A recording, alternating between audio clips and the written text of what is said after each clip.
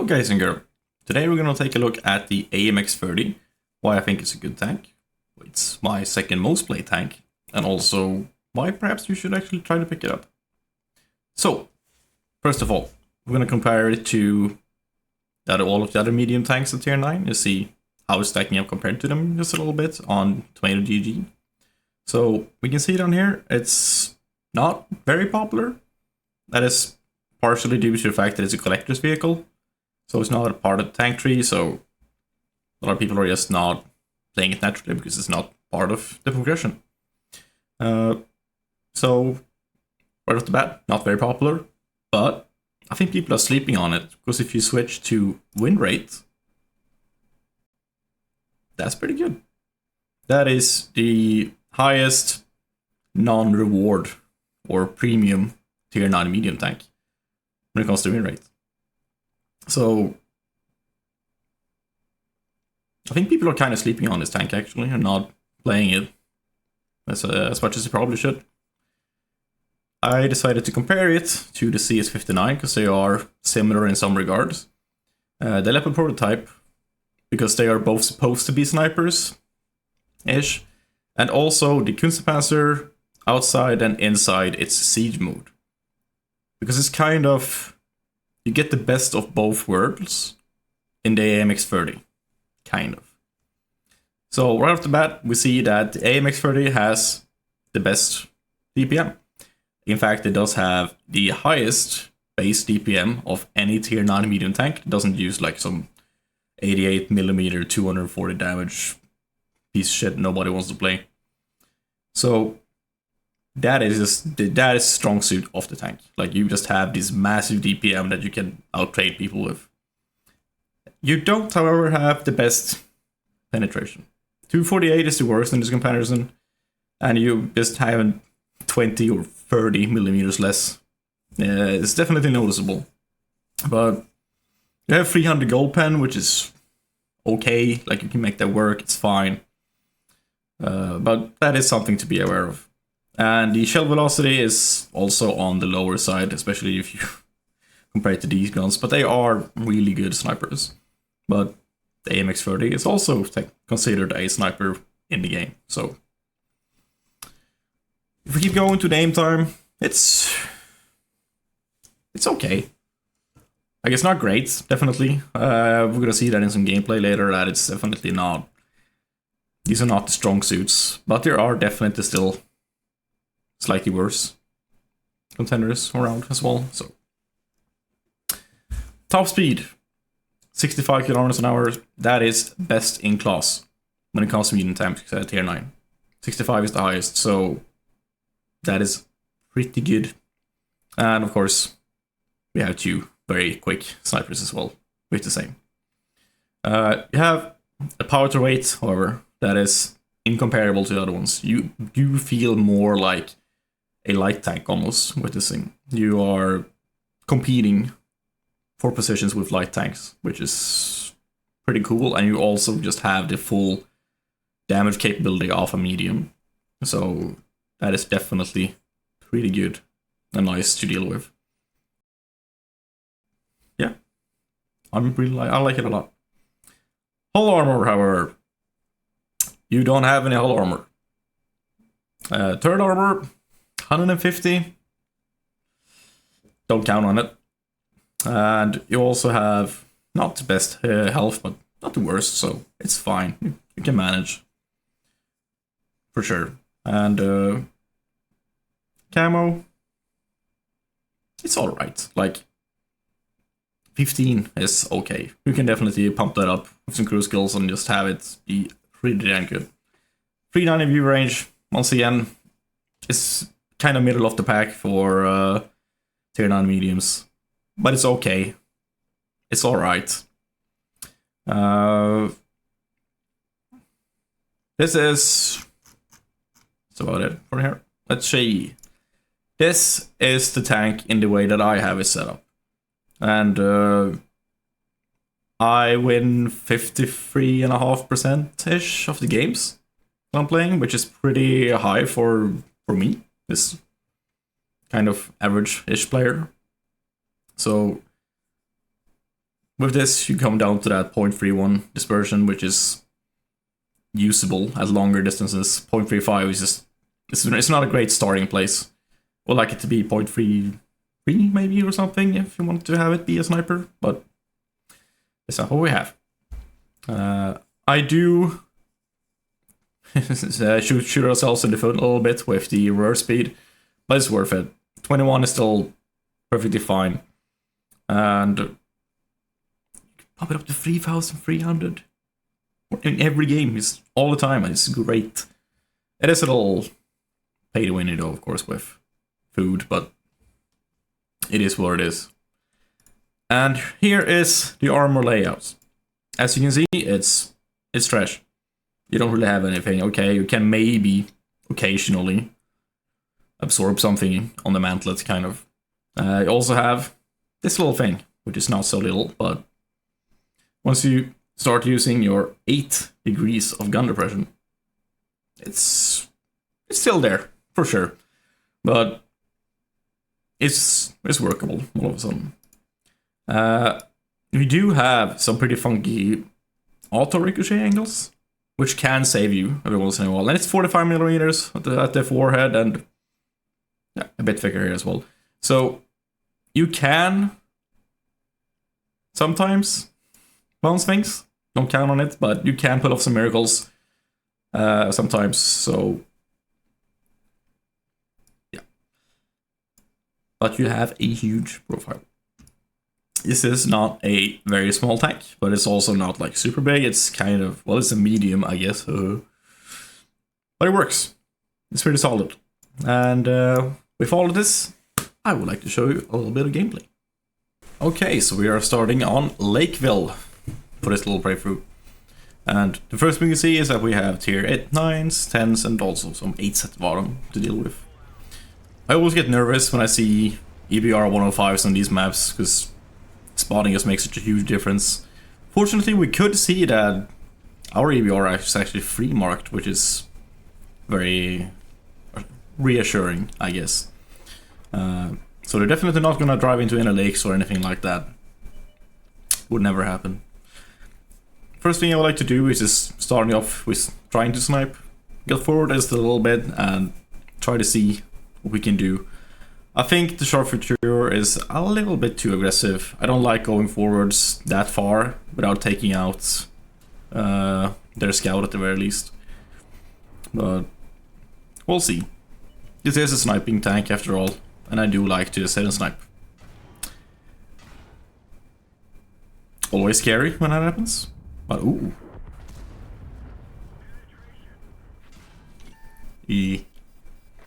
Not the only sniper. But we did manage to take out their ABR, so that is always a very nice feeling. I'm not too alarmed when it comes to SPGs at this little point here, but it is a very obvious bush to sit in, and people do usually do blind fire like they do here, so be careful, like don't stick around too much. And we've decided to hurry. I feel very comfortable just taking a swing with standard ammunition. Don't have to worry too much. And since our ABR has free reign, I just decided to stay here instead and not push forwards, because being able to scout is what's really going to make the difference here. Switching to the STRV, however, so I can deal with that angle armor that it has. And we are so far managing to hit our shells. Not sure about that one, but we gotta try it sometimes. And we are down a little bit when it comes to tanks, but you never know. It's still early. And trying to take some swings at town. We'll see. Is it going through? No, it's not. This is what you kind of have to do. Since you don't have any armor, you do have mobility, you have camo, you have pretty good view range. Everything is set up here, so you can outplay, but you can't just, not at this stage really. So you don't have the armor to back up your movements, and you don't have the hit points, and with so many people still hiding in the back, it's very difficult. But we're getting pushed through. Our west side has fallen. So now it's time to try to use our DPM as well as we can, at least. And I think the reload is like 7.01 seconds with 390 alpha, so that is pretty damn solid.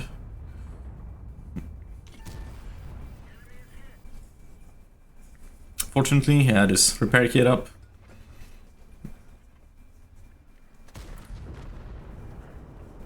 That's on me. That's on him.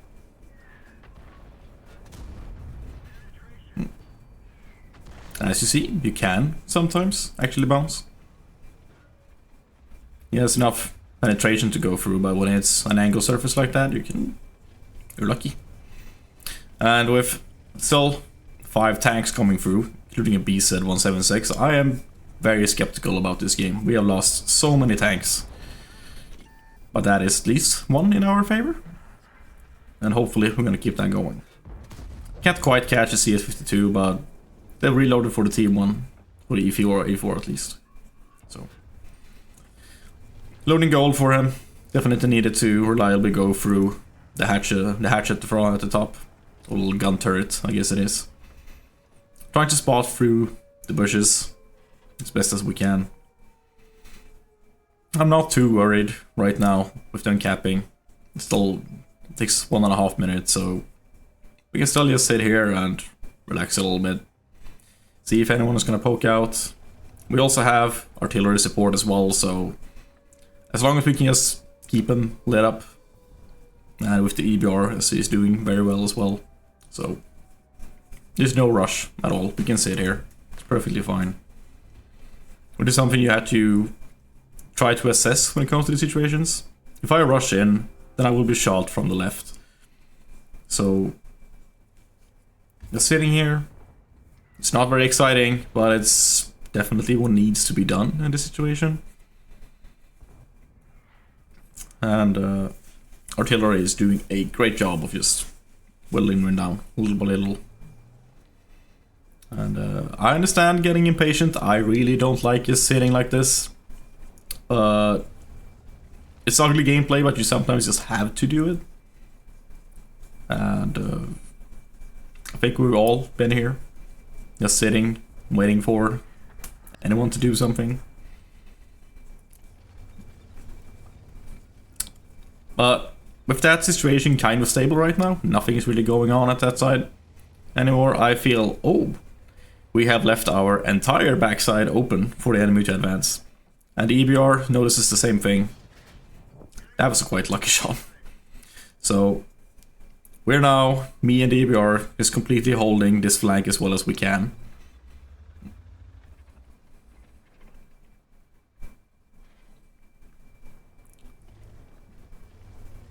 Well, we managed with that engagement, we managed to at least even out the tanks a little bit.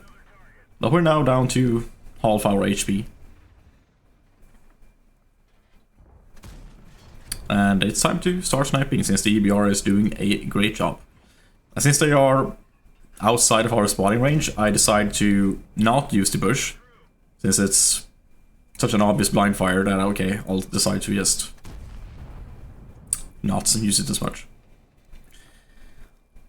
Unfortunately, you're going to see that 0.31 accuracy, allegedly, not exactly doing its thing, but that's how it is sometimes. So if I can make any changes, I would like to have slightly better gun handling and a little bit better accuracy on it. Because I feel like that's where it's struggling sometimes. You have the DPM, you have everything else, but considering that the win rate is so high, I don't necessarily believe that it needs any buffs, as it is in the first place. Okay, maybe a little bit of penetration wouldn't be bad.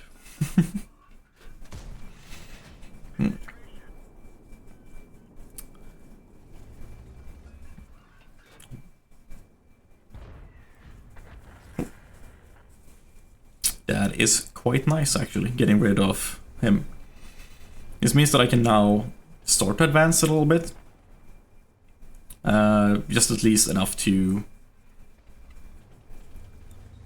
maybe see something a little bit more. You always have to try to stay far enough away to not be spotted, but also close enough that you can still shoot your opponents. And I'm keeping tracks on the standard B, if he can handle the VK or not. He should be able to. Just go around and unload on him. And thanks to the EBR, we're still managing to just take out things with artillery, even if they're hiding. And I see the EBR going forwards, and so I will do as well. We've had some pretty good teamwork so far, and I definitely want to keep that going. Now I'm just shooting to gold in order to just get rid of the bad luck that we had earlier. And EBR takes a kill. It's well worth it. Doing pretty great, actually. So now we have a pretty good place. I feel pretty confident. I decided to go around just in case. That's why I all go from the same side. But I feel very comfortable right now. We managed to turn it around. This is great. What could possibly go wrong, right? And I checked the map and oh. EBR says, oops. Guess not even 3 marks can help you. Fucking up every once in a while. So that was a little oopsie, I guess. That's our spotter gone. We now have an artillery and a Jagdpanzer advancing towards 2 artilleries and a sniper medium tank. And I have no idea what health the Leopard is at. So I'm suddenly feeling a lot of pressure. Because I don't really trust that the Jagdpanzer is gonna be able to, well, sneak his way up. Because he, you know, absolutely 0 visibility. And that's him gone. So we're now down to 2 mediums and 2 SPGs.